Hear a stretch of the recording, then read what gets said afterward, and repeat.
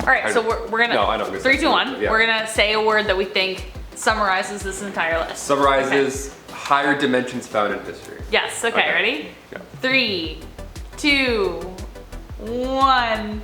Aliens. Oh my god, that's so good. Now we have a theme. That's our Because we're on Bumblebee together, which is great. Maybe we are at a higher dimension. Maybe. I'm an alien. I'm also an alien. Seen this neck? This little alien neck? My neck? I'm just like, hey, what's up? What planet is this? Is this Kepler? Earth? Hydra? That's a great segue into our video today. Serious dimensional talks. Yes. Which brings us to our list today. Oh, shoot. I know. Which brings us to our list from crazy conspiracies. Lights in the sky to prophecies foretold, literally anything. We really don't know. This list is kind of crazy. It's kind of crazy. Yeah. Join us as we count down our top 10 signs of higher dimensions found in history. I'm your host, Rachel Fisher. And I'm Tay McWaters. Let's get going. Number 10, Suzanne Brown. If you're looking for a lover who is out of this world, think again if you're gonna take notes from Suzanne Brown. UFOologist and author Carl Negatis revealed that a woman under the pseudonym Suzanne Brown was visited repeatedly by an alien from 1965 to 1989. The creature's name was Myriko and stood 150 centimeters tall with long blonde hair and a skin-tight suit. She was first visited by this entity when she was only 12 and described their relationship as pure friendship. She visited the inside of the spaceship once and recalled the image of seeing small, gray, ageless infants. Then Susan grew up and got married, though sadly that didn't last long. But it wasn't only her marriage that took a turn for the worst. Myriko got a lot darker. He controlled her mind and forced her to participate in intimate relationships with strangers. A month later, she discovered that she was pregnant, and then a month after that, she awoke with terrible abdominal pains, with Myriko in the room. Susan mysteriously miscarried, but soon Myriko returned to her. He took her to the spaceship and showed her a gray infant that she somehow knew was hers. Thankfully, the visits eventually stopped, but Susan has endured the nightmares ever since. Number 9, Action Comics. What's up, nerds? Hello again. With all these new superhero movies coming out, they all share a similar theme, the theme of a multiverse in some way, shape, or form. But what if comic books actually predicted the future, or an alternate future? Back in 1944, a year before the Hiroshima bombing, Action Comics published this issue. The super adventure has Lex Luthor investing this bomb powered by, you guessed it, nuclear energy. The US government actually reached out to them in private. They're like, hey, you don't know any of this, you shouldn't know any of this, don't publish this, don't post it. Hey, delete that tweet. Right quick, thank you. Their comic was so accurate that the government asked them to delay the issue. A year later, America dropped the bombs on Hiroshima and Nagasaki. Now, John Byrne, famous comic book writer, is pretty much known for all his comics seemingly coming true in real life. So this is not the first time this has happened. He wrote an issue for DC Comics where Superman saves a space crew after it explodes after launching, and then the Challenger tragedy sadly took place. The Simpsons do that as well. It's creepy. Stop showing us our future. No spoilers. Thanks. Alright, number 8, Bloody Mary. Okay, we're getting a little crazy here, okay? Bear with me, but think about it for a second. The story I knew growing up, and am still scarred by to this day, is that you have to say your name 3 times, flicking the light switch on and off, and she will appear in the mirror, and maybe you'll die. I don't know. She was the #1 reason why I chose to hold it over ever going to the girls' washroom alone. True story. Now, granted, some people were just pranksters and got lucky that she never showed up. But somewhere out there, someone has experienced the real deal, which means someone has encountered an interdimensional mirrorverse traveling ghost. Her intentions, whether benign or malevolent, have yet to be confirmed. But one thing is for sure, everyone has a story, which means at some point, this divine spirit of a higher dimension was in 2 or 10 places at once. So that's power far beyond my reach. Number 7, Project Pegasus and the Chrononauts. Back in 2011, 2 men, Andrew D. and William Stillings, came forward and just announced that they were in fact these chrononauts who previously worked with DARPA in a program named Project Pegasus, something they had kicked off back in the 70s, and then come 1980, so they were there for a while, come 1980 they were taking an arms training class. And no, an arms? What? No, I meant to say Mars. They were taking a Mars training class. A Mars training class. That's not Matt Damon farming potatoes. It's a little more jazzy than that, a little more futuristic. They were picked to go to Mars, and you know who else was? A young man named Barry Soetoro, who we know in the current universe as Barack Obama.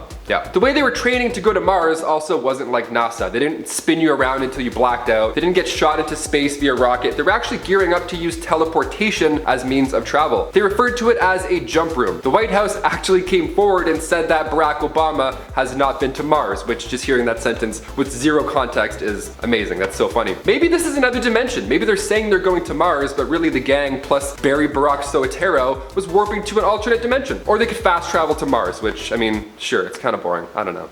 Your head explodes, I think. Number 6, Cat Queen. Meow, am I right? Simon Parkes thought so. Parkes, a city councillor for Stokesby in the UK, claimed he had an intimate relationship with an entity called Cat Queen. In 2013, Parkes revealed the relationship and claimed that he even fathered a daughter called Zarka with his alien mistress. But apparently this wasn't the first time he had encountered an ET. He has stories going way back to the time when he was like 6 months old, which is honestly so impressive. I'm glad I don't remember anything, if I'm being honest. He remembers long green hands reaching into his crib, and he was like, that's not my mom. When he was just 6, he encountered a green creature only 210 centimeters tall wearing a purple robe. This was to be his cat queen, who would grow to be his aforementioned lover. He now visits her spaceship 4 times a year to see her and their offspring. Parkes has a human wife, and this strange relationship has put a strain on the marriage, but they're working on it together. However, his work life is less strained. In fact, here is a quote from Parkes himself saying, "I get more common sense out of the aliens than out of the Scarborough Town Hall. The aliens are far more aware of stuff. People in the town hall seem not to be aware of the needs of Whippy at all. Priorities, I guess. Space, time, travel." Number 5. Flight towards reality. Senior Royal Air Force Commander Sir Robert Victor Goddard had the flight of his life back in 1935. He wrote a book about this, so buckle up. It was 1935, like I've said 5 times already.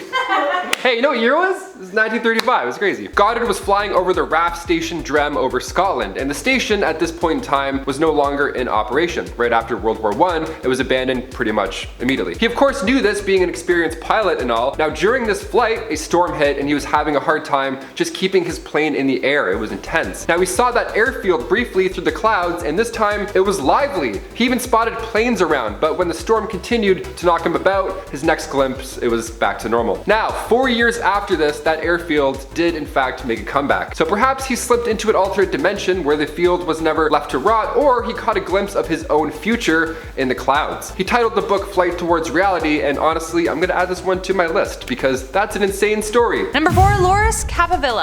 A holy encounter, or aliens. Either way, this next one came from somewhere other than Earth. Loris Capovilla was assistant to Pope John the 23rd, and one night in July of 1961, they saw something they would never forget. They were taking a walk together through the Castel Gandolfo Gardens when all of a sudden they saw an incredibly bright star, and it was getting closer. Soon, a craft covered in blue and amber lights landed right in front of them. Loris recounts, and I quote, "A strange being came out of it. He seemed like a human except that he was surrounded by golden light and had large elongated ears. Thinking they were witnessing the divine, they fell to their knees in prayer. After a few moments, the Pope got up and walked over. For 20 minutes, they had a telepathic conversation as only the Pope's responses could be heard. The only thing His Holiness said to Loris after the being left was that the children of God are everywhere and sometimes we have difficulty recognizing our own brothers." This honestly feeds my theory that a whole bunch of angels in the Bible were actually aliens, and I'm really excited about it. Number 3.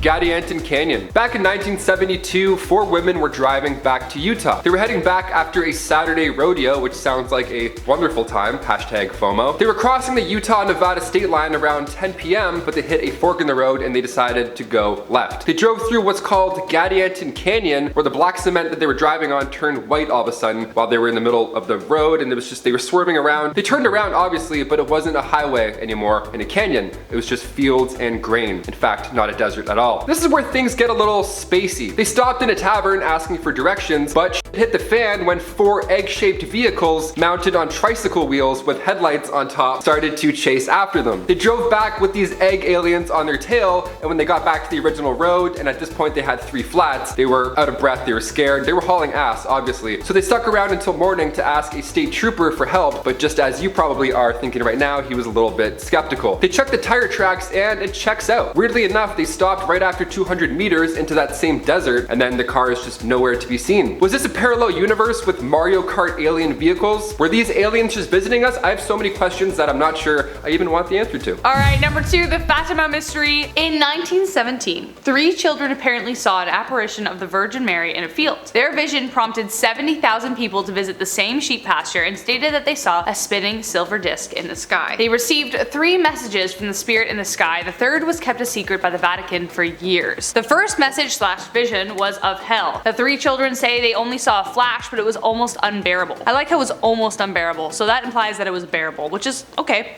Alright. The second message predicted that World War I would end, which was happening around the time, but another even larger war would begin. And third, it was so groundbreaking it was placed in an envelope and wasn't opened until 1960. It was revealed to the public in 2000 and apparently predicted the assassination of a pope. Just which one, we aren't sure. But there was one more thing they left behind. The children heard them say, "We are here, we have been since thousands of years ago, and they will return again." And finally, number 1. Paintings. A painting from the 15th century by artist Domenico Ghirlandaio titled The Madonna with Saint Giovanni is currently in the Hall of Hercules in Palazzo Vecchio in Florence. The painting shows the Virgin Mary, infant Jesus, and Saint John the Baptist, but we can see this object in the background and it's for sure a UFO. What's even more interesting is that there's a man in the background that's looking up in the sky at this object. He's even shielding his eyes from like the sun to get a better look. That's crazy. And his dog's barking at it. A guy painted this. It took him like 4 months to paint this. This is incredible. Art historians believe the flying saucer is indeed an angel, others like me believe aliens, and others think it's a future version of us visiting our past and we just happened to photobomb Domenico. There's also evidence of the underworld in tons of paintings from the past. 1475, Saint Wolfgang and the Devil, neat. The Baptism of Christ, 1710, didn't know we had lasers back then, looks like quite the rave. Festival headliners, the 3 wise men, nice, debit. Paintings hold the key to multi-dimensional travel, people, so grab a paintbrush, start getting creative. So do we want to visit these alternate dimensions or?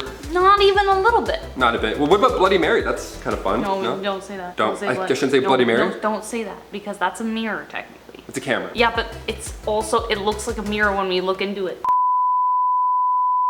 It's legally a mirror, you're right. More than yeah, it's legally a mirror. Alright, this is gone. I've been your host, Taylor McWaters. And I've been Rachel Fisher. And we'll see you next time on Most Amazing Top 10. Can you scroll down? Or You're up? like, what's our line? From strange lights in the sky. To prophecies that foretold. I'm not here, can't do it. Prophecies foretold, join us. What? UFOologist, that's what they said, under the pseudonym The synonym, under the synonym. under the cinnamon and nutmeg, under the Fuck. was visited repeatedly by an alien from 1965. That was stupid. That was really stupid. My refill. It's like my refill. Hello. I'm only on season 27. Get it? 27. Hey, because we're 27 years We're old. Yeah, we're so old. Oh, so old. So the airfield was back. The airfield. What? Oh shit. No. Can we get much higher?